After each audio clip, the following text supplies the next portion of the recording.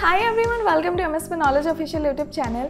और इस वीडियो में हम लोग मैटर इन अवर सराउंडिंग को कंप्लीट करेंगे। इसी के साथ हम लोग इस वीडियो को स्टार्ट करते हैं। हमारे चैप्टर का नाम है मैटर इन सराउंडिंग। तो बात करते हैं कि आखिर मैटर कहते किसे हैं।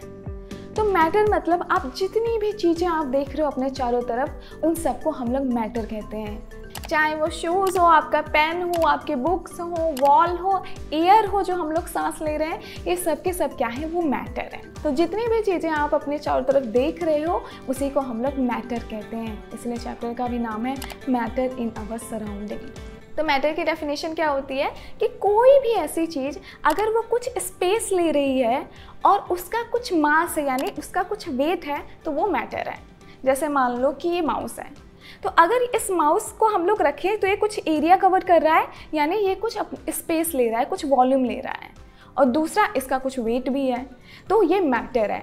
तो ऐसी कोई भी चीज़ अगर उसके पास दो चीज़ें हैं, स्पेस है यानी उसका कुछ वॉल्यूम है, और दूसरा अगर उसका कुछ मास है यानी वेट है, तो वो मैटर कहलाएगी। तो हर एक चीज़ आप चारों तरफ देख रहे होंगे तो वो कुछ ना कुछ जगह ले रही होगी और उसका कुछ ना कुछ मास होगा। तो सारी की सारी चीज़ें जो आपके पास हैं वो मैटर है। तो मैटर की डेफिनेशन क्या हो गई कि anything that occupies space and has mass is called matter. तो जिसके पास स्पेस हो और उसका कुछ मास हो तो वो मैटर कहलाएगी। और कोई भी चीज़ हो, ठीक है, कुछ भी हो, वो मैटर हो जाएगा। जैसे एयर, हवा, तो हवा में क्या रहता है, एटम्स रहते हैं, गैस पार्टिकल रहते हैं, तो उनका कुछ ना कुछ वॉल्यूम होता है, यानी कि वो कुछ ना कुछ स्पेस कवर करते हैं। और दूसरा, एटम्स के पास थोड़ा सा मास रहता है, तो इसलिए जो एयर है वो मैटर का एग्जाम्पल है। So everything that we touch, see, hear, taste और smell is matter। तो हर एक चीज़ का है मैटर है। अब आपको मैटर की डेफिनेशन पता चल गई। अब आपको दुनिया की सारी चीज़ें जो है मैटर लग रही हैं, और वाकई में होती हैं। पर अब हम लोग बात करते हैं कि कौन सी ऐसी चीज़ है जो मैटर नहीं है, मतलब जिन्हें हम लोग मैटर नहीं कहते हैं।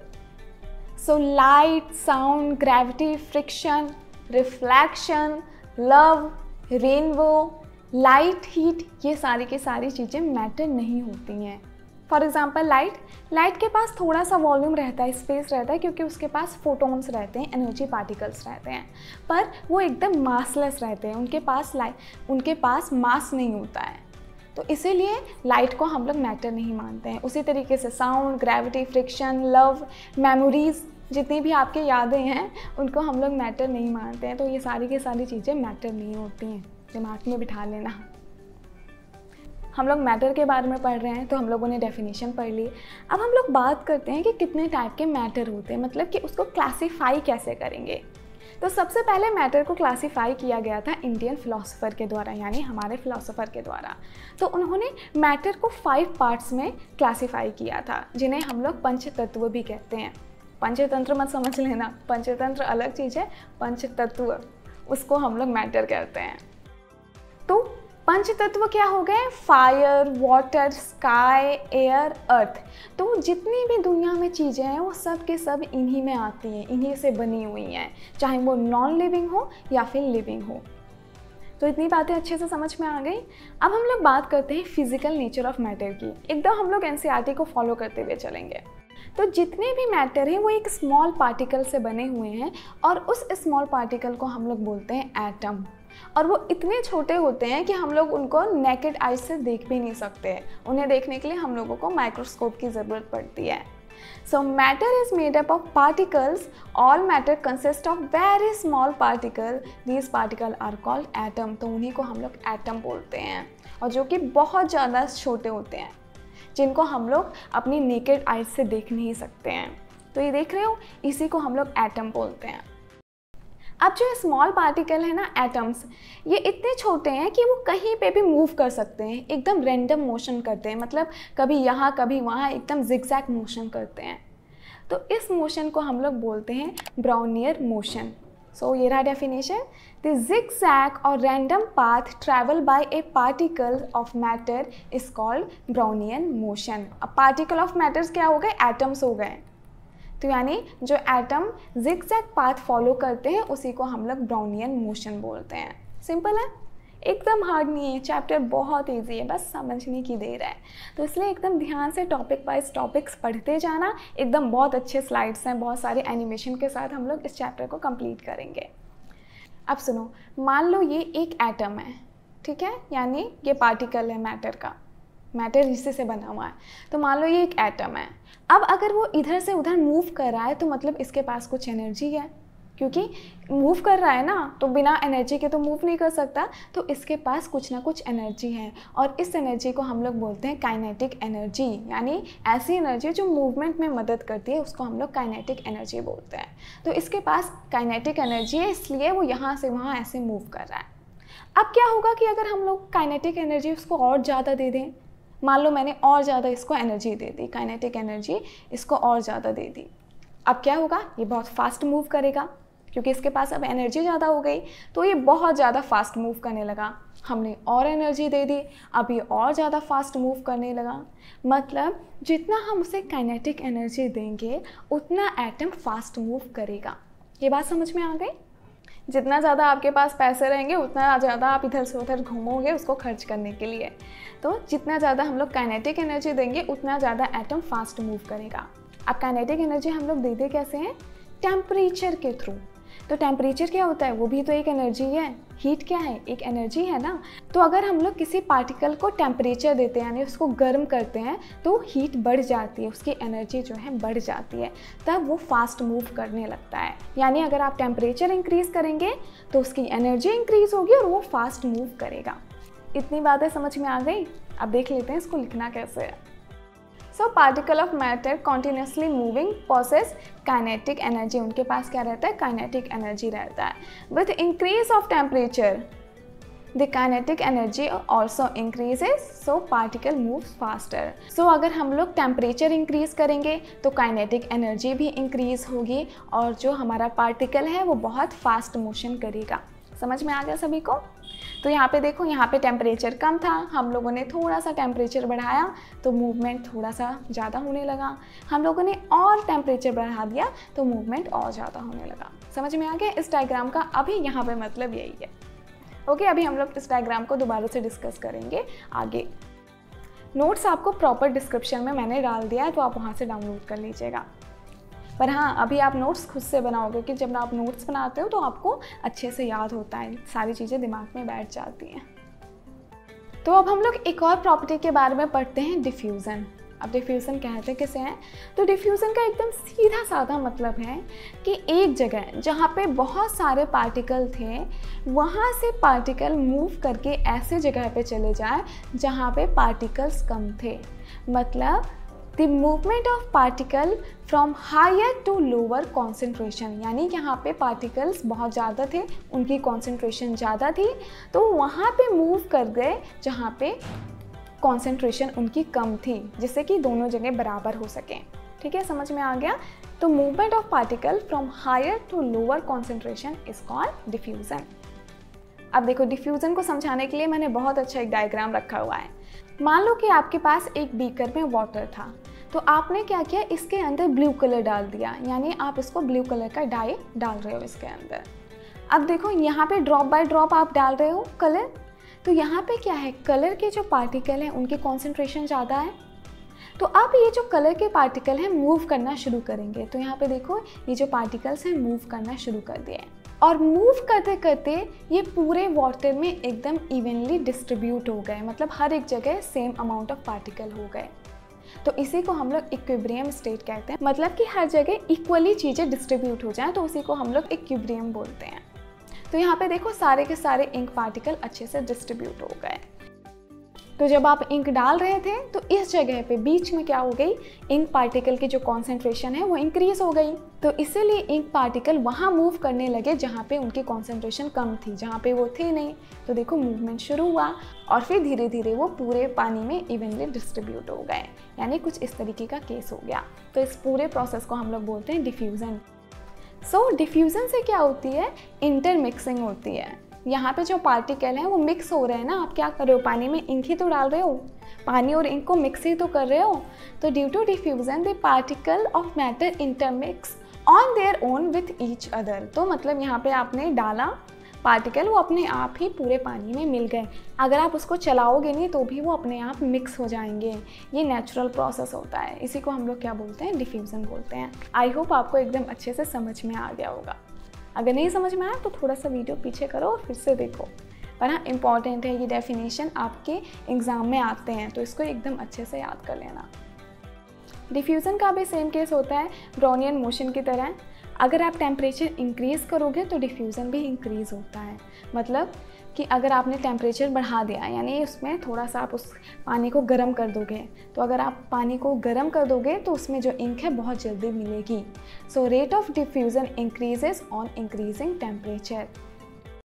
अब हम लोग न्यू टॉपिक पढ़ते हैं, characteristics of particle of matter. यानी पार्टिकल ऑफ मैटर क्या हो गए, एटम्स। तो एटम्स की क्या क्या कैरेक्टरिस्टिक्स रहती हैं, क्या क्या विशेषताएं रहती हैं। तो आपको सिर्फ और सिर्फ 2 कैरेक्टरिस्टिक्स के बारे में पढ़ना है। तो फर्स्ट प्रॉपर्टी है, particle of matter have space between them. ये तो एकदम कॉमन सी प्रॉपर्टी हो गई कि 2 पार्टिकल के बीच में कुछ ना कुछ स्पेस होता है। ठीक है। अब ये जो पार्टिकल के स्पेस है ना, उसको हम लोग कम और ज़्यादा भी कर सकते हैं। मान लो यहाँ पे जो पार्टिकल्स थे वो दूर दूर प्रेजेंट थे। ठीक है। अब अगर हम लोग इसके ऊपर प्रेशर डालेंगे तो ये क्या होंगे, पार्टिकल पास आने लगेंगे। तो मान लो ये पार्टिकल फिर यहाँ पास आने लगे। अब अगर हम लोग और प्रेशर डालेंगे तो ये और पास आने लगेंगे। तो यहाँ पे क्या हो गया, वो एकदम सब लोग पास पास में आ गए। इसी प्रोसेस को हम लोग बोलते हैं कंप्रेसिबिलिटी, मतलब कि उसको कंप्रेस कर रहे हैं। ठीक है। तो gas can be compressed a lot because of space between their particle. तो जो गैस होती है ना, उनके पार्टिकल्स के बीच में बहुत ज़्यादा स्पेस रहता है। तो जब हम लोग उसको कंप्रेस करते हैं तो धीरे धीरे वो पार्टिकल्स जो हैं पास आ जाती हैं।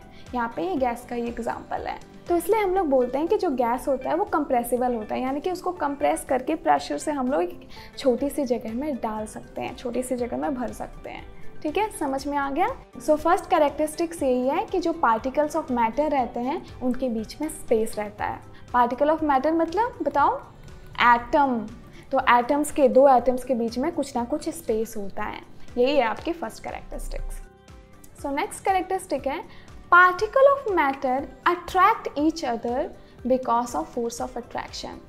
तो होता क्या है, मान लो आपके पास ये एक एटम है और ये दूसरा एटम है। अब देखो एटम में क्या होगा, मास होगा, क्योंकि ये मैटर है तो इसका कुछ मास होता है। तो कोई भी ना 2 चीज़ जिसके पास मास होती है, यानी उसका कुछ वेट होता है, वो आपस में एक दूसरे को अट्रैक्ट करती है। तो ये पार्टिकल इस पार्टिकल को क्या करेगा, अट्रैक्ट करेगा, यानी अपनी तरफ खींचना चाहेगा। इसका बहुत अच्छा सा एग्जाम्पल क्या है, अर्थ और मून। अर्थ के पास मास है, मून के पास मास है, तो आपस में ये एक दूसरे को खींचते हैं, अट्रैक्ट करते हैं। और इसी से क्या होता है, उनके अंदर एक फोर्स, बॉन्डिंग फोर्स क्रिएट होता है। इसलिए जो मून है अर्थ के चारों तरफ घूमता है। समझ में आ गया। तो force of attraction between particle keeps the particle bonded together.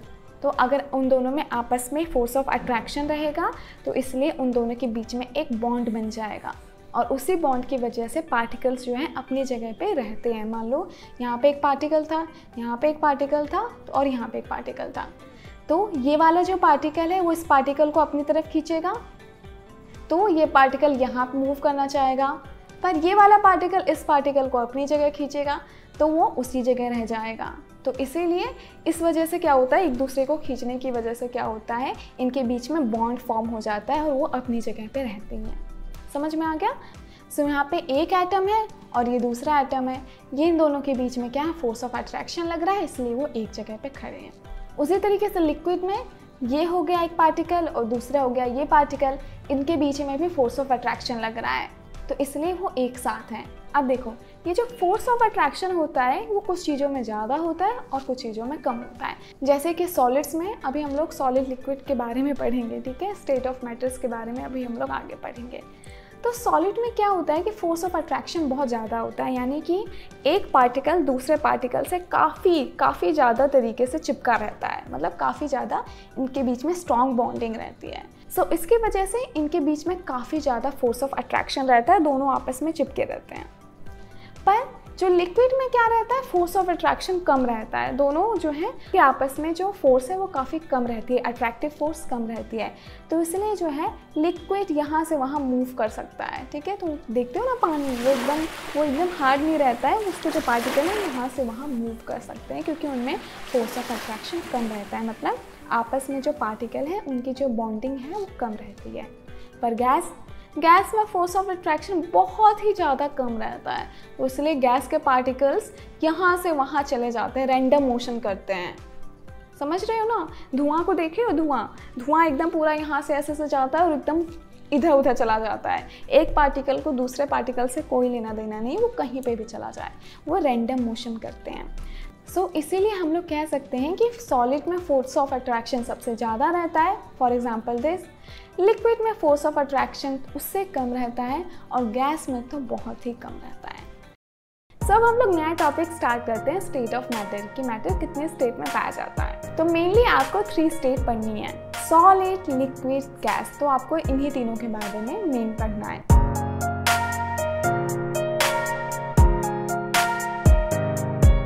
तो सबसे पहले हम लोग बात करते हैं सॉलिड स्टेट की।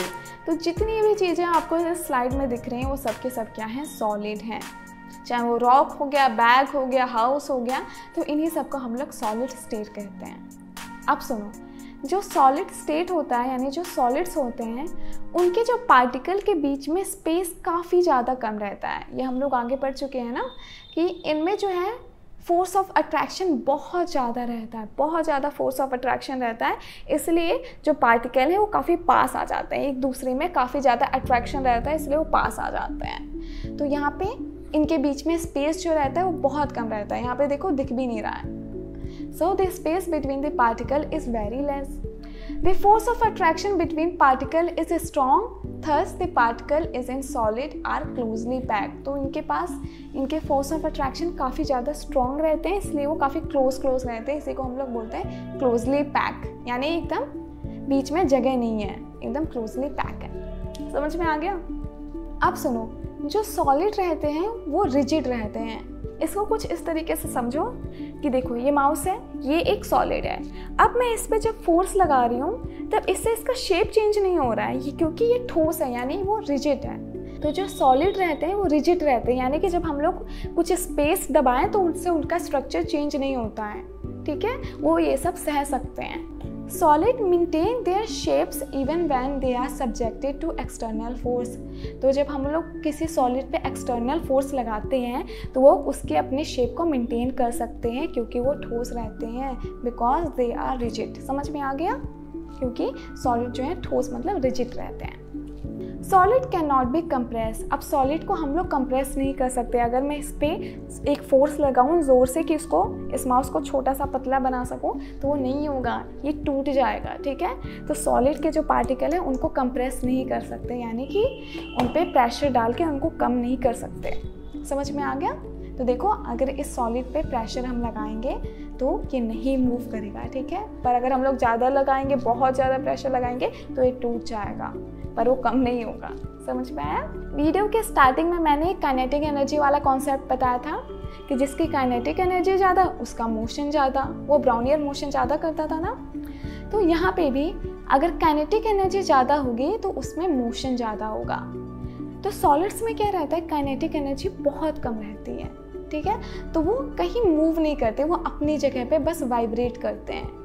जो सॉलिड के पार्टिकल्स रहते हैं वो कहीं मूव नहीं करते क्योंकि उनमें काइनेटिक एनर्जी बहुत कम रहती है, वो अपनी जगह पे बस वाइब्रेट करते हैं। अब इससे क्या होता है, कोई पार्टिकल इधर उधर मूव नहीं करेगा तो वो अपना एक फिक्स शेप बना लेगा। ठीक है, तो जैसे कि ये है, ये जितने भी पार्टिकल हैं वो एक क्यूब स्ट्रक्चर में है क्योंकि ये मूव नहीं कर रहे हैं। मान लो ये पार्टिकल इधर चला जाए, ये पार्टिकल इधर चला जाए तो उनका तो कोई शेप नहीं रहेगा। तो इसीलिए सॉलिड के जो पार्टिकल रहते हैं उनमें काइनेटिक एनर्जी बहुत कम रहती है, इसलिए उनका एक फिक्स शेप होता है, उनका एक फिक्स वॉल्यूम होता है। So kinetic energy of A particle is very less, so solid have orderly arrange of particle. यहाँ पे सारे के सारे पार्टिकल अपनी जगह पे अरेंज हैं, therefore solid have fix shape and volume. तो याद रखना, जितने भी सॉलिड्स रहते हैं उनकी फिक्स शेप रहती है और वॉल्यूम रहता है। समझ में आ गया? मान लो ये माउस हो गया तो इसकी एक अपनी फिक्स शेप है, वॉल्यूम है और ये चेंज नहीं होगी। अगर मैं ऐसे रख दूँ कुछ देर के लिए तो ये हवा की तरह उड़ नहीं जाएगा या पानी की तरह बह नहीं जाएगा, वो इसी जगह रहेगा। ठीक है, इसकी अपनी एक शेप रहती है जो मेंटेन रहेगी। समझ में आ गया? सो इसी के साथ हम लोगों ने सॉलिड के बारे में एकदम अच्छे से पढ़ लिया है। अब हम लोग पढ़ते हैं लिक्विड्स के बारे में। अब सुनो, लिक्विड स्टेट में क्या होता है कि जो पार्टिकल के बीच में स्पेस रहता है वो ज़्यादा रहता है, सॉलिड से ज़्यादा रहता है पर गैस से कम रहता है। So space between particle is slightly more as compare to solid but still very less compare to gas. तो गैस से बहुत कम रहता है, पर सॉलिड से जो स्पेस है वो ज़्यादा। इसी वजह से लिक्विड के जो पार्टिकल हैं वो इधर से उधर मूव कर सकते हैं, क्योंकि उनके पेज में स्पेस ज़्यादा रहता है, फोर्स ऑफ अट्रैक्शन कम रहता है, मतलब एक दूसरे को खींचने की क्षमता थोड़ी सी कम हो जाती है। तो आपने एक लिक्विड देखा है ना, उसमें क्या होता है कि पार्टिकल इधर उधर से मूव कर सकते हैं, इसलिए उसका शेप कुछ इस तरीके से रहता है। इस वजह से क्या होता है, लिक्विड रिजिड नहीं रहता। आप पानी को देखो, पानी के अंदर आप अपना हाथ डाल सकते हो, तो यहाँ पे ये देखो पार्टिकल्स हैं वो इधर से उधर मूव कर सकते हैं क्योंकि इनमें स्पेस ज़्यादा रहता है। सो स्पेस ज़्यादा होने की वजह से फोर्स ऑफ अट्रैक्शन जो है वो स्ट्रॉन्ग रहता है पर सॉलिड से कम रहता है। सो फोर्स ऑफ अट्रैक्शन जो लिक्विड में रहता है वो स्ट्रॉन्ग रहता है पर सॉलिड से कम रहता है और लिक्विड से ज़्यादा रहता है। Liquid do not have fix shape but have fix volume. तो जो लिक्विड रहते हैं उनका कोई फिक्स शेप नहीं रहता है। पानी देखो, पानी को जिसमें भी डाल दो वो उसी के तरीके से बन जाता है। तो लिक्विड का फिक्स शेप नहीं होता बट उसका फिक्स वॉल्यूम रहता है। अब मान लो यहाँ पे आपने 1 लीटर पानी डाला तो उसको इसके अंदर डाल देंगे तो 2 लीटर नहीं बन जाएगा, वो 1 लीटर ही रहेगा, हर जगह 1 लीटर ही रहेगा। तो उसका वॉल्यूम फिक्स रहता है पर शेप आप कोई भी कर सकते हो। अब बात करते हैं काइनेटिक एनर्जी की। तो लिक्विड्स में काइनेटिक एनर्जी ज़्यादा होती है कंपेयर टू सॉलिड। इसी वजह से जो लिक्विड के पार्टिकल हैं वो यहाँ से वहाँ मूव करते रहते हैं, क्योंकि उनके अंदर कुछ ना कुछ एनर्जी है, काइनेटिक एनर्जी है, बट गैसेस से कम होती है। अब सुनो, जब पार्टिकल मूव करेंगे तो इनकी कोई फिक्स शेप रह नहीं जाएगी, इनका कोई अरेंजमेंट नहीं होगा। So liquid have disorderly arrangement compare to solid. तो यहाँ पे लिक्विड के पास कोई अरेंजमेंट नहीं रहती पार्टिकल की, उनका कोई शेप नहीं रहता। Liquid can not be compressed much. तो लिक्विड को हम लोग कंप्रेस नहीं कर सकते हैं, बहुत कम ही कंप्रेस कर सकते हैं। देखो यहाँ पे, अगर यहाँ पे इसको अच्छे से बंद कर लिया जाए तो आप पानी इसके अंदर भर दो तो क्या उसको कम करके आप जितना भी प्रेशर लगाओ यहाँ तक आ सकता है? नहीं आ सकता ना, ये टूट जाएगा। पर यहाँ तक आप लिक्विड को कंप्रेस करके यहाँ तक नहीं ला सकते हो। तो liquid can not be compress much को हटा दो, बल्कि इसको कंप्रेस ही नहीं कर सकते हैं। The compressibility of liquid is almost negligible. एकदम नेग्लेजिबल है, थोड़ा सा ही बस कर सकते हो, मतलब 0.00 वाला। तो इसलिए जो लिक्विड रहते हैं वो इनकम्प्रेसिबल रहते हैं। आई होप आपको ये सारी चीज़ें अच्छे से समझ में आ गई होंगी। सो इसी के साथ हम लोगों ने लिक्विड के बारे में सब कुछ पढ़ लिया। अब हम लोग बात करते हैं थर्ड और आखिरी स्टेट की, गैस स्टेट की। सो इसी को हम लोग गैसियस स्टेट भी बोलते हैं। आप गैस स्टेट बोल दो या गैसियस स्टेट बोल दो, बात एक ही है, पर गैसियस लिखना ही ज़्यादा सही है। सो यहाँ पे क्या होता है, अगर एक पार्टिकल गैस का यहाँ है तो दूसरा यहाँ होगा, मतलब इनके बीच में बहुत ज़्यादा डिस्टेंस रहता है। ठीक है, बहुत ज़्यादा ये दूरी पे रहते हैं। सो अगर पार्टिकल दूर दूर रहेंगे तो फोर्स ऑफ अट्रैक्शन क्या होगा, बहुत कम होगा। मतलब ये वाला पार्टिकल इस पार्टिकल को खींच ही नहीं सकता क्योंकि वो बहुत दूर है। तो इनमें फोर्स ऑफ अट्रैक्शन बहुत कम रहता है और इनमें स्पेस भी बहुत ज़्यादा रहता है कंपेयर टू सॉलिड और लिक्विड। तो यहाँ पे देखो, ये गैस पार्टिकल है, इसको एक यहाँ कर दिया तो दूसरा दूर है, मतलब इसमें दिख रहा है पास में बट एक्चुअली में काफ़ी दूर है, और इसी वजह से वो इधर उधर चले जाते हैं गैस के पार्टिकल। सो गैस में फोर्स ऑफ अट्रैक्शन बहुत कम रहता है, मतलब एक दूसरे को खींचने की क्षमता कम रहती है, इसलिए गैस के पार्टिकल इधर उधर मूव करते हैं। इनका रैंडम मोशन रहता है, मतलब ये पार्टिकल इधर चला जाएगा, ये इधर चला जाएगा। इस पार्टिकल को ना इससे कोई लेना देना, ना इस पार्टिकल को इससे कोई लेना देना। समझ में आया सभी को?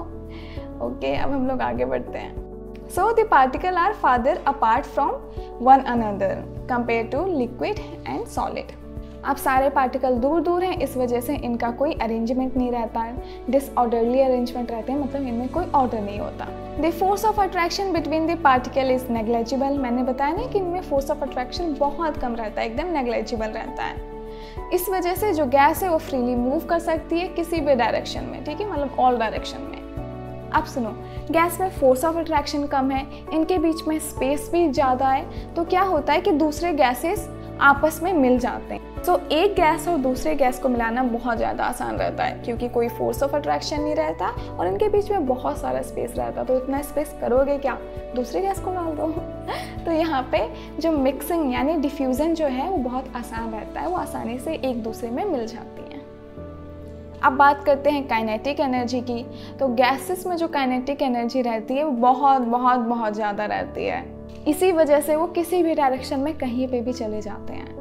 So they have maximum kinetic energy, they move higher speed in all direction and can exert pressure on the wall of container। 8th class में पढ़े थे ना कि जो गैसेस हैं अपने वॉल पे फोर्स लगाते हैं, प्रेशर लगाते हैं, तो वही चीज़ है। जब आप बैलून फुलाते हो तब क्या होता है, जो गैसेस रहती हैं वो वॉल पे प्रेशर डालती हैं, इस वजह से बैलून जो है वो फूल जाता है। तो जो गैसेस हैं अपने वॉल पे प्रेशर डालती हैं, क्योंकि उनके पास बहुत ज़्यादा काइनेटिक एनर्जी रहता है, वो चाहती हैं वो इधर उधर चले जाएं, ठीक है, तो इधर उधर जाना चाहती हैं, इसलिए वो धक्का मारती हैं वॉल पे। समझ में आ गया? तो गैसेस के पास सबसे ज़्यादा एनर्जी रहता है, उसके बाद लिक्विड और उसके बाद सॉलिड। आई होप आपको सारी के सारी बातें अच्छे से समझ में आ गई। सो आपको ये टेबल दिख रहा होगा, इसी में मैंने सारी प्रॉपर्टीज़ डाल रखी हैं, बस आपको इसको याद करना है, ठीक है। सो इसी के साथ हम लोगों ने स्टेट ऑफ मैटर एकदम अच्छे से कंप्लीट कर लिया है। जो बोर्स, आइंस्टाइन और प्लाज्मा है वो आपके सिलेबस में नहीं है, फिर भी मैं एंड में थोड़ा सा बता दूंगी। अब हम लोग बात करते हैं change of state of matter, यानी कि जो मैटर है वो एक स्टेट से दूसरे स्टेट में कैसे चेंज होता है। अब सुनो, जो मैटर है वो एक स्टेट से दूसरे स्टेट में चेंज हुआ, दूसरे से वो तीसरे स्टेट में चेंज हुआ, और उसके बाद वो अगर अपने स्टेट में आ जाए, दोबारा अपने स्टेट में वापस आ जाए, तो इस पूरे फेनोमेना को क्या बोलते हैं, inter conversion of state of matter. मतलब कि वो कन्वर्ट हो रहा है एक स्टेट से दूसरे स्टेट में। अब सुनो, अगर मैटर एक स्टेट से दूसरे स्टेट में चेंज हुआ और वापस फिर उस स्टेट में आ गया, तो उसको भी इंटर कन्वर्जन बोलेंगे। अब देखो, वाटर जो है वो तीनों स्टेट में एग्जिस्ट करता है। सॉलिड में आइस के फॉर्म में एग्जिस्ट करता है, लिक्विड में वाटर के फॉर्म में एग्जिस्ट करता है, और गैस में वाटर वेपर के फॉर्म में एग्जिस्ट करता है। तो यहाँ पे देखो, ये हो गया लिक्विड के फॉर्म में, ये हो गया गैस के फॉर्म में, और ये हो गया सॉलिड के फॉर्म में। अब सुनो, मान लो ये कोई सॉलिड था, ठीक है, तो इनके जो पार्टिकल क्या रहेंगे, आपस में अरेंज रहेंगे, इनमें स्पेस काफ़ी कम रहेगा। अब मैंने क्या किया, इसमें टेम्परेचर प्रोवाइड कर दिया, यानी कि मैंने इस पार्टिकल को गर्म करना शुरू किया। अब क्या होगा, जब गर्म करते हैं तो क्या इंक्रीज होता है, टेम्परेचर इंक्रीज होगा, और क्या होगा, काइनेटिक एनर्जी जो है इंक्रीज होगी। अब इनके अंदर काइनेटिक एनर्जी आ गई, तो अब क्या करते हैं, ये मूव करना शुरू करेंगे, क्योंकि गर्म करने से क्या होता है कि इनके अंदर जो फोर्स ऑफ अट्रैक्शन है, जो आपस में एक दूसरे को कस के पकड़े हुए थे, वो कम हो जाता है, वो टूटने लगता है। और इसी वजह से जब वो टूटता है, कोई भी बॉन्ड होता है, मान लो ये बॉन्ड है, तो हमेशा याद रखना, बॉन्ड को अगर तोड़ना है, उसको तोड़ना है, तो उसमें कुछ एनर्जी हम लोगों को देनी पड़ती है, ठीक है। तो यहाँ पे मैं टेम्परेचर दे रही हूँ, यानी मैं एनर्जी दे रही हूँ, और ये एनर्जी से क्या होगा, इनके बीच का जो बॉन्ड है वो टूटता है, इसी वजह से वो यहाँ पे फ्रीली मूव कर पाएंगे। तो बॉन्ड तोड़ने के लिए हमेशा एनर्जी की ज़रूरत पड़ती है, और बॉन्ड जब टूट जाता है, जब भी बॉन्ड टूट जाएगा तो उससे एनर्जी रिलीज़ होती है, उससे एनर्जी रिलीज़ होती है। तो यहाँ पे क्या हुआ, मैंने टेम्परेचर दिया, मैंने हीट इंक्रीज़ की ना, तो मैंने टेम्परेचर दिया, उनको एनर्जी मिली, और एनर्जी से क्या हो गया, इनके बीच का बॉन्ड टूट गया। अब जब कोई बॉन्ड टूटा है तो उससे कुछ एनर्जी निकली होगी ना, तो उस एनर्जी को इन पार्टिकल ने क्या किया, यूज़ किया, और यूज़ करके उसी से काइनेटिक एनर्जी बनाया, और इसी काइनेटिक एनर्जी से ये पार्टिकल जो है यहाँ वहाँ मूव कर रहे हैं। समझ में आया सभी को? मैं दोबारा समझाऊँ क्या? देखो, यहाँ पे क्या होता है, पहले ही आपस में चिपके हुए थे, तब मैंने क्या किया, टेम्परेचर प्रोवाइड कर दिया, यानी कि कुछ एनर्जी प्रोवाइड की। एनर्जी की वजह से इनके बीच का जो बॉन्ड है वो टूट गया। अब टूट गया बॉन्ड, तो जो बॉन्ड टूटा, जो उसमें एनर्जी स्टोर थी, उन्होंने उस एनर्जी को यूज़ करके काइनेटिक एनर्जी बना दिया। अब इसी एनर्जी का यूज़ करके, इसी काइनेटिक एनर्जी की मदद से ये जो पार्टिकल है इधर उधर घूमने लगे, और ये क्या बन गए, लिक्विड बन गए, ठीक है। मैं अलग पेन से लिखती हूँ, सो अब ये क्या बन गए, लिक्विड बन गए। तो यहाँ पे सॉलिड थे, अब ये क्या बन गए, लिक्विड। तो क्या हुआ, इन्होंने स्टेट चेंज किया। तो स्टेट चेंज करने के लिए क्या ज़रूरत पड़ी, टेम्परेचर की। तो जब भी हम लोग टेम्परेचर देते हैं तो मैटर एक स्टेट से दूसरे स्टेट में कन्वर्ट हो जाता है। तो यहाँ पे मैटर सॉलिड स्टेट से किस में कन्वर्ट हो गया, लिक्विड स्टेट में। अब सोचो अगर हम लोग लिक्विड स्टेट में भी टेम्परेचर दे दें, यानी हम लोग लिक्विड को थोड़ा सा गर्म करने लगे, तब क्या होता है, तब इनके बीच में जो भी बचा कुचा बॉन्ड था, जो फोर्स ऑफ अट्रैक्शन था, वो भी टूट जाता है। अब ये रैंडम मोशन करेंगे, यहाँ से वहाँ घूमने लगते हैं, क्योंकि इनके अंदर बहुत सारी काइनेटिक एनर्जी आ जाती है, बहुत सारी काइनेटिक एनर्जी आती है और वो रैंडम मोशन करने लगते हैं। अब वो गैस बन जाते हैं। तो लिक्विड में जब हम लोग टेम्परेचर प्रोवाइड करते हैं तो वो गैस बन जाते हैं। समझ में आया? मेरे पास एक बहुत अच्छा सा डायग्राम है, मैं उसके थ्रू आपको समझाती हूँ। ये थोड़ा काफ़ी मैसी हो गया। तो यहाँ पे देखो, पहले सॉलिड थे, सारे के सारे पार्टिकल अपनी जगह पे थे। मैंने क्या किया, थोड़ा सा हीट प्रोवाइड कर दिया, थोड़ा सा मैंने हीटिंग कर दी। अब इनके बीच में जो बॉन्ड था वो ब्रेक हो गया, इनके अंदर काइनेटिक एनर्जी आ गई। अब वो यहाँ से वहाँ फ्रीली मूव करने लगे। अब ये क्या बन गए, लिक्विड बन गए, सॉलिड से लिक्विड बन गए। फिर मैं अभी भी खुश नहीं हुई, तो मैंने क्या किया, इसको और हीट प्रोवाइड कर दिया, थोड़ा सा और हीट किया। अब इनके बीच में जितना भी बचा कुचा बॉन्ड था वो भी टूट गया, फोर्स ऑफ अट्रैक्शन बिल्कुल भी नहीं रहा, स्पेस बहुत ज़्यादा हो गया और बहुत ज़्यादा काइनेटिक एनर्जी आ गई। इनके अंदर जो है काइनेटिक एनर्जी बहुत ज़्यादा आ गई। अब वो इधर से उधर मूव करने लगे, ठीक है। अब ये किसी के बस में नहीं रहे, तो ये क्या बन गए, गैस बन गए। तो लिक्विड से क्या हो गए, ये गैस बन गए। तो जब भी हम लोग टेम्परेचर देते हैं, एक स्टेट से दूसरे स्टेट मैटर जो है कन्वर्ट हो जाता है। और उसी तरीके से इसका उल्टा, अगर हम लोग गैस को ठंडा कर दें, कूलिंग कर दें, तो क्या होते हैं, वो बन जाते हैं लिक्विड। और लिक्विड को अगर ठंडा कर दें तो हम लोग क्या पाते हैं, सॉलिड। समझ में आया? तो जितनी भी बातें मैंने बोली वो सारी की सारी यहाँ पे लिखी हुई हैं, आप लोग पॉज करके पढ़ लीजिए और इसको अपने नोट्स में इंक्लूड कर लीजिए। अब हम लोग आगे बढ़ते हैं। अब हम लोग बहुत इंटरेस्टिंग और बहुत इंपॉर्टेंट एक्सपेरिमेंट पढ़ते हैं। इसको एकदम स्टोरी की तरह पढ़ना, ठीक है। तो यहाँ पे मैंने एक बीकर ले रखा है और उसके अंदर बहुत सारे आइस डाल रखे हैं। तो यहाँ पे बहुत सारे आइस क्यूब हैं। अब मैं क्या कर रही हूँ, इसको धीरे धीरे मैंने गर्म करना शुरू किया। तो अब होगा क्या, अब जो है आइस जो है पिघलने शुरू होगी और उसका टेम्परेचर इंक्रीज करेगा। तो इसका मैं एक ग्राफ बनाती हूँ। देखो ये ग्राफ बहुत ज़्यादा इंपॉर्टेंट है, इसलिए मैं लाइव बना रही हूँ, ठीक है, वरना मैं सिर्फ और सिर्फ डायग्राम से भी समझा सकती थी, बट ये इंपॉर्टेंट है। तो यहाँ पे हम लोग गर्म कर रहे हैं, तो यहाँ पे हम लोग लिख देते हैं हीट, जो हम लोग हीट ऐड करेंगे, ठीक है, एडेड। और इस जगह टेम्परेचर, जो इस बीकर का जो टेम्परेचर इंक्रीज़ करेगा वो हम लोग देखेंगे। तो मैंने जब यहाँ पे इसको हीट करना शुरू किया तो मैं क्या देखती हूँ कि इसका जो टेम्परेचर है वो इंक्रीज़ कर रहा है। तो मैं इसको हीट दे रही हूँ, मैं येलो से लिखती हूँ, तो मैं हीट ऐड कर रही हूँ और टेम्परेचर इंक्रीज़ हो रहा है। तो कुछ इस तरीके से हो रहा है, ठीक है। यहाँ से मैं हीट ऐड कर रही हूँ और यहाँ टेम्परेचर भी इंक्रीज़ कर रहा है। समझ में आया? अब मैं क्या देखती हूँ कि धीरे धीरे ये जो बर्फ़ है वो पिघलना शुरू कर देती है। तो यहाँ पे सेकंड केस में क्या हो रहा है कि जो आइस है वो पिघलना शुरू कर देती है। पर एक और इंटरेस्टिंग सी चीज़ होती है कि अब बीकर का जो टेम्परेचर है वो बढ़ ही नहीं रहा होता है, वो सेम टेम्परेचर पे रहता है। सो आइस तो पिघल रही है पर जो टेम्परेचर है वही का वही रहता है। तो इसका ग्राफ कैसा बनेगा? अब हम लोग हीट तो ऐड कर रहे हैं ना, पर जो टेम्परेचर है वो एकदम कांस्टेंट है, टेम्परेचर इंक्रीज ही नहीं कर रहा है। तो इसका ग्राफ कुछ इस तरीके से बनेगा। अब क्या होता है, जब सारी की सारी बर्फ़ पिघल जाती है, फिर अगर मैं हीट दे रही हूँ तब इसका टेम्परेचर इंक्रीज़ करना शुरू होता है। तो जब सारी की सारी बर्फ़ पिघल गई उसके बाद जो है पानी गर्म होना शुरू होता है, मतलब उसका टेम्परेचर इंक्रीज़ करता है। तो यहाँ पे जो है टेम्परेचर इंक्रीज़ करना शुरू होता है, इसलिए मैंने यहाँ पे थोड़ा ऑरेंज कलर से डिनोट किया है। बट ऐसा होता नहीं है, पानी को गर्म करोगे तो वो ऑरेंज कलर का नहीं बन जाता है। आप लोगों को पता चलेगा कि ये गर्म पानी है, इसलिए मैंने यहाँ पे ऑरेंज कलर किया है। तो यहाँ पे अब जाके पानी गर्म होना शुरू होता है। तो इसको ग्राफ में कैसे बताएंगे? हम लोगों ने हीट ऐड किया और टेम्परेचर क्या हो गया, इंक्रीज हो गया, ठीक है। अब क्या मैं देखती हूँ कि टेम्परेचर इंक्रीज होता है, उसके बाद यहाँ से ऑफ कोर्स जब हम लोग हीट देंगे तो पानी क्या है, वेपर बनना शुरू हो जाएगा। तो यहाँ पे गैस बनना शुरू हो गया। अब यहाँ पे भी वही इंटरेस्टिंग बात होती है कि यहाँ पे गैस तो बन रहा है पानी, पर यहाँ पे टेम्परेचर फिर इंक्रीज नहीं कर रहा है, टेम्परेचर वही का वही कांस्टेंट है। तो सेम चीज़ हम लोग हीट कर रहे हैं पर टेम्परेचर जो है वो कांस्टेंट ही है, टेम्परेचर इंक्रीज ही नहीं कर रहा है। अब ये टेम्परेचर इंक्रीज करना कब शुरू होगा? जब सारा का सारा पानी भाप बन जाएगा। तो यहाँ पे देखो, यहाँ पे सारा का सारा पानी भाप बन गया है, इसमें कोई भी लिक्विड नहीं बचा है।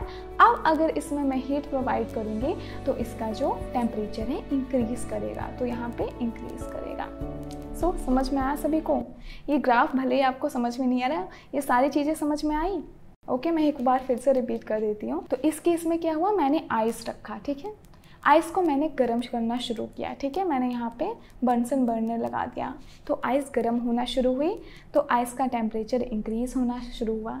फिर मैं क्या देखती हूँ, आइस जो है गर्म होने के बाद पिघलना शुरू हुई, तो यहाँ पे आइस पिघल रही है, पर जो बीकर है उसका टेम्परेचर इंक्रीज नहीं हो रहा है। पिघल तो रही है आइस, हम लोग हीट प्रोवाइड कर रहे हैं, इसकी वजह से जो है बर्फ़ पिघल रहा है पर टेम्परेचर इंक्रीज नहीं हो रहा है।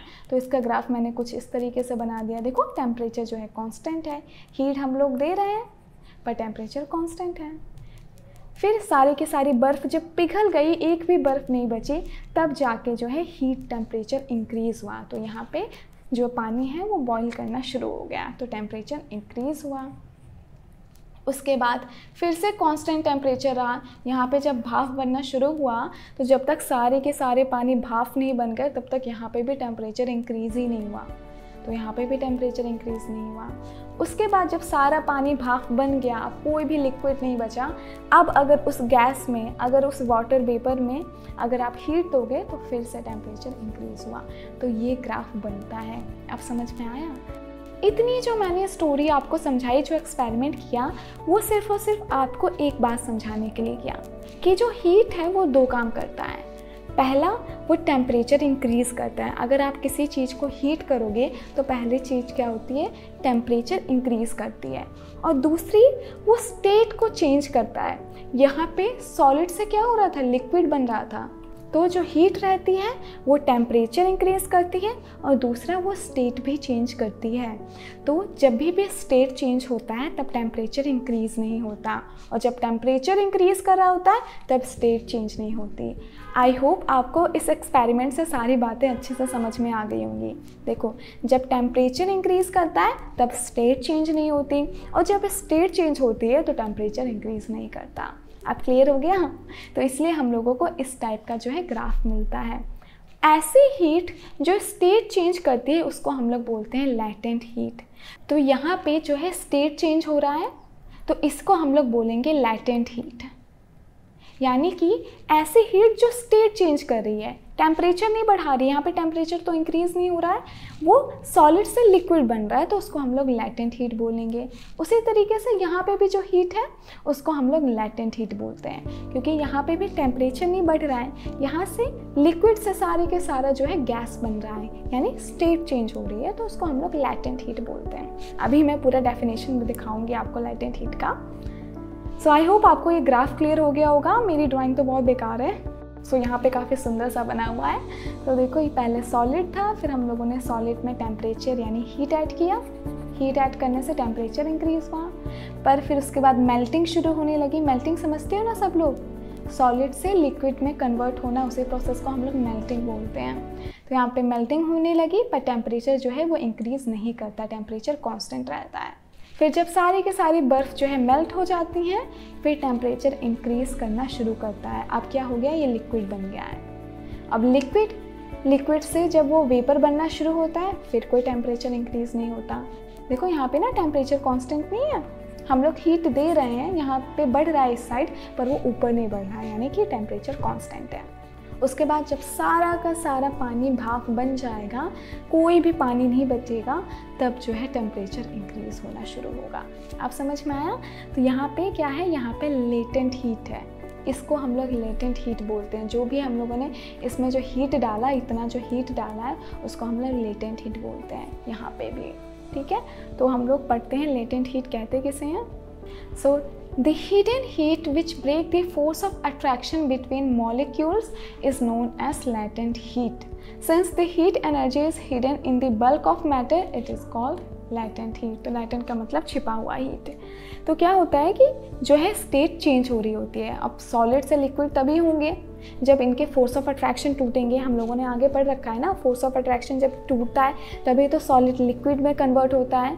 तो लैटेंट हीट क्या होती है, फोर्स ऑफ अट्रैक्शन को ब्रेक करने में हेल्प करती है, इसी वजह से स्टेट चेंज होता है।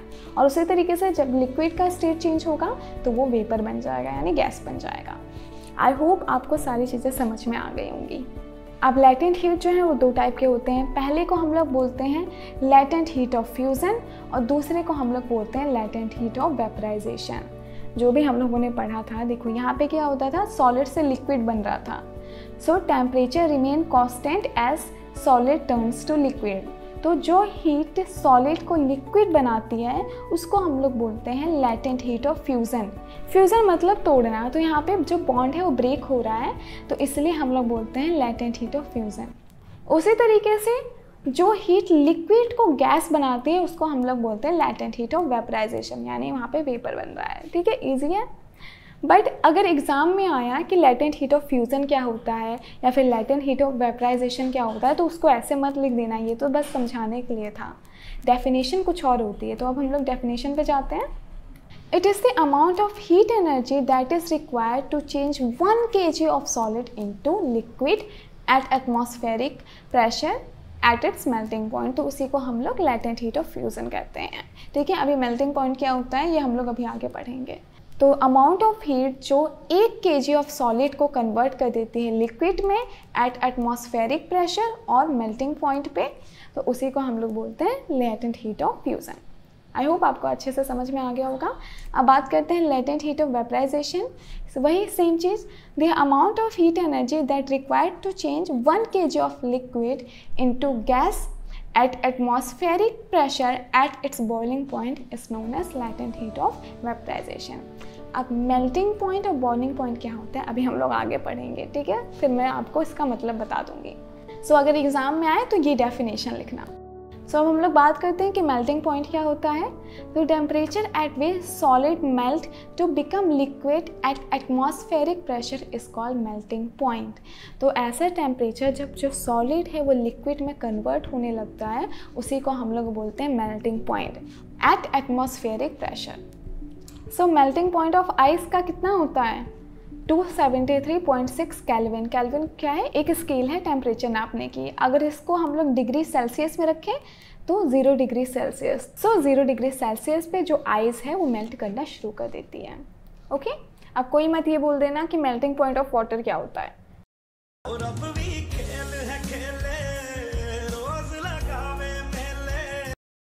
वाटर ऑलरेडी मेल्ट कर चुका है तो उसका मेल्टिंग पॉइंट नहीं होता, उसका होता है बॉइलिंग पॉइंट।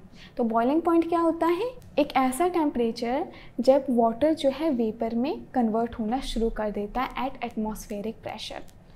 एटमॉस्फेरिक प्रेशर मतलब कि उसके ऊपर 1 एटमॉस्फेरिक प्रेशर है, मतलब 1 atm का प्रेशर लग रहा होता है उस वाटर के ऊपर या फिर उस आइस के ऊपर। समझ में आया। सो बॉइलिंग पॉइंट समझ में आया सबको कि एक ऐसा टेम्परेचर जब वाटर जो है लिक्विड से वेपर में कन्वर्ट करना शुरू कर देता है। समझ में आया। और वाटर का बॉइलिंग पॉइंट क्या होता है, 100 डिग्री सेल्सियस। और अगर उसे केल्विन स्केल में लिखना होगा तो कितना हो जाएगा, वो ये हो जाता है 373.16 केल्विन। समझ में आ गया सभी को। उसी तरीके से फ्रीजिंग पॉइंट भी होता है कि ऐसा टेम्परेचर जब लिक्विड जो है सॉलिड में बनना शुरू हो जाती है तो उसी को हम लोग फ्रीजिंग पॉइंट बोलते हैं। मतलब लिक्विड है फ्रीज होकर सॉलिड बनना शुरू हो जाती है। So the temperature at which state of substance change from liquid to solid at atmospheric pressure is called freezing point of substance. समझ में आ गया सभी को। एटमॉस्फेरिक प्रेशर का मतलब समझ में आया ना कि जब एटमॉस्फेरिक प्रेशर 1 हो, जैसे एटीएम एक यूनिट है, ठीक है, तो जब प्रेशर की यूनिट 1 atm हो उसी को हम लोग एटमॉस्फेरिक प्रेशर बोलते हैं। ओके, सो लिक्विड का फ्रीजिंग पॉइंट क्या है, 0 डिग्री सेल्सियस। तो लिक्विड जो है फ्रीज करना शुरू हो जाता है, यानी बर्फ़ बनना शुरू हो जाता है 0 डिग्री सेल्सियस। और इसी को अगर केल्विन स्केल में करें तो क्या हो जाएगा, 273.16 केल्विन। ये किसका, लिक्विड का है। ओके, लिक्विड है तो वैसे भी फ्रीज करके सॉलिड बनेगा, सॉलिड का फ्रीजिंग पॉइंट नहीं होता। समझ में आया सभी को? वो तो कुछ इस तरीके से हो गया कि मैंने आपको एक आइस दिया और बोला इसको फ्रीज करके दिखाओ, तो आप बोलोगे ये तो ऑलरेडी फ्रीज है, ये ऑलरेडी आइस है, तो मैं उसको और कितना बर्फ़ जमाऊँ। सो अब हम लोग आगे बढ़ते हैं। अब सुनो, अगर कोई सब्सटेंस सॉलिड से डायरेक्टली गैस में चेंज हो रहा है या फिर गैस से डायरेक्टली सॉलिड में चेंज हो रहा है, तो इस प्रोसेस को हम लोग बोलते हैं sublimation.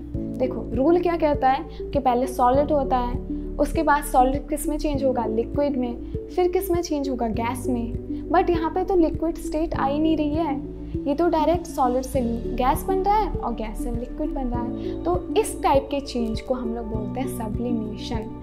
The change of state of substance directly, मैं कलर चेंज कर लेती हूँ, the change of state of substance directly from solid to gas without changing into liquid state is called sublimation, और vice versa, मतलब कि उल्टा भी, यानी गैस से भी सॉलिड बन रहा है या फिर सॉलिड से गैस बन रहा है, इन दोनों प्रोसेस को ही हम लोग बोलते हैं सब्लिमेशन। समझ में आया सभी को? तो इसका बहुत अच्छा सा एग्जाम्पल है नेफ्थलीन। अब नेफ्थलीन क्या होता है कि जो आप देखिए कि बाथरूम में वो वाइट कलर की बॉल्स रहती हैं, वो डाल देते हैं जिससे कि बदबू ना आए, बैक्टीरिया मर जाए। तो वो क्या होती हैं, वो बॉल्स जो हैं डायरेक्टली गैस में कन्वर्ट हो जाती हैं, वो लिक्विड नहीं बनती हैं। ओके, अब हम लोग बात करते हैं कंडेंसेशन या फिर लिक्विफिकेशन। तो ये तो नाम से ही पता चल रहा है, the process in which gas on cooling turns into liquid at a specific temperature is called liquefaction या condensation। मतलब जब गैस जो है वो लिक्विड में कन्वर्ट हो जाए, उसी प्रोसेस को हम लोग बोलते हैं liquefaction. Formation of cloud due to condensation of water vapour from the earth surface. So जितनी भी मैंने बातें बताई वो सारी के सारी इस डायग्राम में लिखी हुई है, तो इसको आप अच्छे से याद कर सकते हो। फॉर एग्जाम्पल, जब सॉलिड जो है लिक्विड में कन्वर्ट होता है, उस प्रोसेस को हम लोग मेल्टिंग बोलते हैं। फिर लिक्विड से गैस में कन्वर्ट होता है, तो उस प्रोसेस को हम लोग इवेपोरेशन बोलते हैं। इवेपोरेशन हम लोगों को डिटेल में पढ़ना है, इसलिए मैं आपको इसके बाद इवेपोरेशन पढ़ाऊंगी। उसी तरीके से जब गैस लिक्विड में कन्वर्ट होता है तो उसको कंडेंसेशन बोलते हैं या फिर लिक्विफिकेशन बोलते हैं, और लिक्विड से जब सॉलिड में कन्वर्ट होता है तो उसको हम लोग फ्रीजिंग बोलते हैं। अगर डायरेक्ट सॉलिड से गैस हो रहा है या फिर गैस से डायरेक्ट सॉलिड हो रहा है, तो उस प्रोसेस को हम लोग सब्लिमेशन बोलते हैं। सबलाइम लिखा हुआ है, सब्लिमेशन पूरा फॉर्म है, ठीक है, शॉर्ट में लिखा हुआ है। यहाँ पे मेल्टिंग पॉइंट होता है। मेल्टिंग पॉइंट मतलब जब सॉलिड जो है वो लिक्विड बनना शुरू होता है, एक ऐसा टेम्परेचर जब सॉलिड लिक्विड बनना स्टार्ट करता है। यहाँ पे बॉइलिंग पॉइंट होता है। बॉइलिंग पॉइंट मतलब एक ऐसा टेम्परेचर जब लिक्विड जो है गैस बनना स्टार्ट होता है, ठीक है, और वहाँ पे प्रेशर कितना हो, 1 atm, ठीक है, प्रेशर की वैल्यू 1 atm हो, 1 atm का प्रेशर उस जगह पे पड़ रहा हो। ओके, आई होप अब आपको सारी की सारी बातें अच्छे से समझ में आ गई होंगी। ये बहुत इंपॉर्टेंट है, आप यहाँ पे उनकी वैल्यूज़ भी लिख देना तो आपको अच्छे से समझ में आ जाएगी। सो अब हम लोग लास्ट टॉपिक शुरू करते हैं, इवेपोरेशन। सो इवेपोरेशन क्या होता है? तो इवेपोरेशन जब भी लिक्विड चेंज होता है गैस में, उसी को हम लोग इवेपोरेशन बोलते हैं। बट इसमें एक इम्पॉर्टेंट कंडीशन रहती है कि उसका जो टेम्परेचर होना चाहिए वो बॉइलिंग पॉइंट से कम होना चाहिए। इसको कुछ इस तरीके से समझो। देखो, बॉइलिंग पॉइंट ऑफ वाटर कितना होता है, 100 डिग्री सेल्सियस, ठीक है। तो अगर टेम्परेचर 0 से लेकर 99 तक है, यानी 100 से कम है, अब बोलोगे नहीं अगर दीदी 99.1 है, 99.2 है, तब मतलब मेरा कहने का मतलब है कि वो 100 से कम है, ठीक है। तो अगर 100 डिग्री से कम है और इस जगह पे, तब अगर इस जगह पे लिक्विड से गैस बन रहा है तो उसको हम लोग बोलते हैं इवेपोरेशन। उस प्रोसेस को हम लोग इवेपोरेशन बोलते हैं। पर अगर यहाँ से अगर 100 डिग्री से उसका टेम्परेचर ज़्यादा है और तब जाके लिक्विड से गैस बनता है, तो उस प्रोसेस को हम लोग क्या बोलते हैं, बॉइलिंग बोलते हैं, ठीक है। बॉइलिंग होता, बॉइलिंग और इवेपोरेशन में होता सेम चीज़ है। जो लिक्विड है वो गैस बनती है, पर यहाँ पे डिफरेंस क्या रहता है, टेम्परेचर का। जो इवेपोरेशन है वो कम टेम्परेचर में होता है, उसके बॉइलिंग पॉइंट से कम टेम्परेचर में होता है।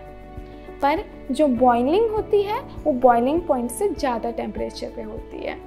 तो इवेपोरेशन कम टेम्परेचर पर होता है और बॉइलिंग जो है ज़्यादा पे होती है। अब इसको कुछ इस तरीके से समझो, मान लो आपने एक बर्तन में पानी रखा और उसको बाहर रख दिया।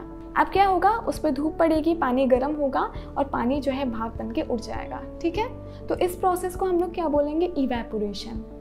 क्योंकि यहाँ पे उसका टेम्परेचर ज़्यादा नहीं है, उस पानी को आप ऐसे छूओगे तो आप जलोगे नहीं। ठीक है, अब क्या किया आपने, उसी बर्तन को गैस पे रख दिया और उसको इंक्रीज कर दिया। अब टेम्परेचर ज़्यादा हो गया, अब भी वही चीज़ हो रही है, पानी जो है अभी भी भाप बन के उड़ रहा है, पर अभी उसका टेम्परेचर ज़्यादा है, अगर आप छूओगे तो आप जल जाओगे। तो इस प्रोसेस को क्या बोलेंगे, बॉइलिंग बोलेंगे। धूप वाले प्रोसेस को इवेपोरेशन बोलेंगे, और जब टेम्परेचर ज़्यादा था आपने गैस पे रखा तो इस प्रोसेस को हम लोग बॉइलिंग बोलेंगे।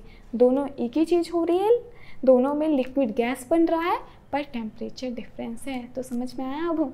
The process of conversion of substance from liquid state to gaseous state at any temperature below its boiling point। कोई भी टेम्परेचर ले लो, कोई भी फ़र्क नहीं पड़ता, बस उसके बॉइलिंग पॉइंट से कम टेम्परेचर होना चाहिए। यानी वाटर में 100 डिग्री से आप जितना भी कम टेम्परेचर पे अगर पानी जो है भाप बन रहा है तो उसको इवेपोरेशन ही बोलेंगे। ठीक है, उसी को हम लोग इवेपोरेशन बोलते हैं, या फिर उसका दूसरा नाम है वेपराइजेशन। ओके, आई होप सारी चीज़ें अच्छे से समझ में आ गई होंगी। Evaporation is a surface phenomena. अब सरफेस फेनोमेना का मतलब क्या है कि ये सरफेस पे होता है पानी के, जितना ज़्यादा सरफेस उतना ज़्यादा इवेपोरेशन। मान लो आपने एक ऐसा बर्तन लिया इतना बड़ा, उसमें पानी भर दिया, और एक इतना छोटा सा बर्तन लिया, तो बताओ इवेपोरेशन किस में ज़्यादा होगा, यहाँ पे ज़्यादा होगा। यहाँ का सारा पानी जल्दी ख़त्म हो जाएगा, इसमें नहीं होगा, क्योंकि वो सरफेस फेनोमेना है। ओके, देखो यहाँ पे ओशन का जो पानी है वो इवेपोरेट हो रहा है। सेम ये रियल पिक है। सो अब हम लोग बात करते हैं कि कौन कौन से जो फैक्टर हैं वो इवेपोरेशन को अफेक्ट करते हैं। तो ये काफ़ी इजी टॉपिक है। तो टेम्परेचर, अगर टेम्परेचर ज़्यादा होगा तो इवेपोरेशन क्या होगा, ज़्यादा होगा। अगर टेम्परेचर कम होगा तो इवेपोरेशन कम होगा, पर इतना भी ज़्यादा नहीं। अगर वो बॉइलिंग पॉइंट से ज़्यादा हो गया तो उसको बॉइलिंग कहेंगे, तब वहाँ पे इवेपोरेशन होगा नहीं, तब वहाँ पे बॉइलिंग होगा। अब सारी चीज़ें समझ में आ रही है ना? उसी तरीके से सरफेस एरिया, अगर सरफेस एरिया ज़्यादा होगा तो इवेपोरेशन ज़्यादा होगा, सरफेस एरिया कम होगा तो इवेपोरेशन कम होगा। उसी तरीके से ह्यूमिडिटी, ह्यूमिडिटी मतलब नमी। देखते हो ना बारिश के टाइम पे क्या होता है कि हवा में एक नमी रहती है, ठीक है? वैसे ही समर्स में क्या होता है कि थोड़ी सी हवा ड्राई ड्राई रहती है। तो ह्यूमिडिटी मतलब नमी। तो अगर ह्यूमिडिटी ज़्यादा होगी, यानी बारिश के मौसम में क्या होगा, इवेपोरेशन कम होगा या ज़्यादा? कम होगा, ठीक है? तब वहाँ पे इवेपोरेशन कम होगा। तो अगर ह्यूमिडिटी ज़्यादा होगी तो इवेपोरेशन क्या होगा, इवेपोरेशन कम होगा। यहाँ पे इन्वर्सली प्रोपोर्शनल रहता है।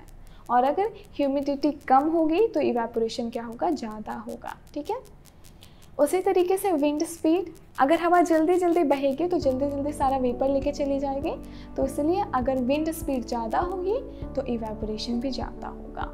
ओके, यहाँ पे तो मैंने डायग्राम से बताया है, आई होप आपको अच्छे से समझ में आ गया होगा। बट मैंने यहाँ पे लिखा भी हुआ है कि बाय चांस अगर आप भूल जाओ तो यहाँ से देख लेना, ठीक है? इसको आप अपने नोट्स में इंक्लूड कर देना, ठीक है? डायग्राम मत बनाना, ये वाली चीज़ें लिखना। Okay, factor affecting rate of evaporation. अब हम लोग पढ़ते हैं कूलिंग ड्यू टू इवेपोरेशन। अब देखो होता क्या है, मान लो यहाँ पे एक सरफेस है, मतलब यहाँ पे एक लिक्विड है, ठीक है? ये लिक्विड के पार्टिकल्स हैं, यानी लिक्विड के एटम है। मुझे ब्लू कलर से बनाना चाहिए था ना, वेट, जादू, देखो ब्लू हो गया।